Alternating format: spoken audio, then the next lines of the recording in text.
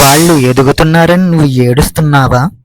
వాళ్ళు సంపాదిస్తున్నారని నువ్వు సంతోషంగా లేవా? ఎవరైనా ఎదిగితే నిద్ర పట్టడం లేదా? ఎవరైనా గెలిస్తే మనసు నిలకడగా ఉండటం లేదా? అయితే అది అసూయ.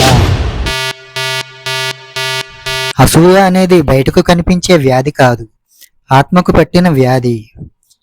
అసూయ ఉన్న మనిషి ఎప్పుడూ శాంతంగా ఉండలేడు. ఇతరులు వెలుగులో ఉంటే తను మాత్రం చీకటినే చూస్తూ జీవితమంతా కాలిపోతూ ఉంటాడు.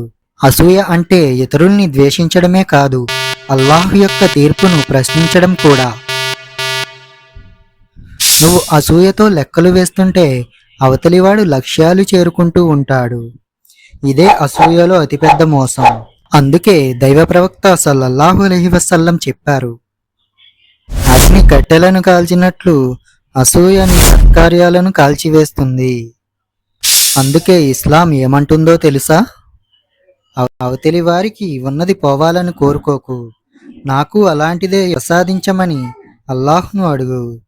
ఎందుకంటే అల్లాహ్ యొక్క ఖజానా ఎప్పటికీ ఖాళీ కాదు.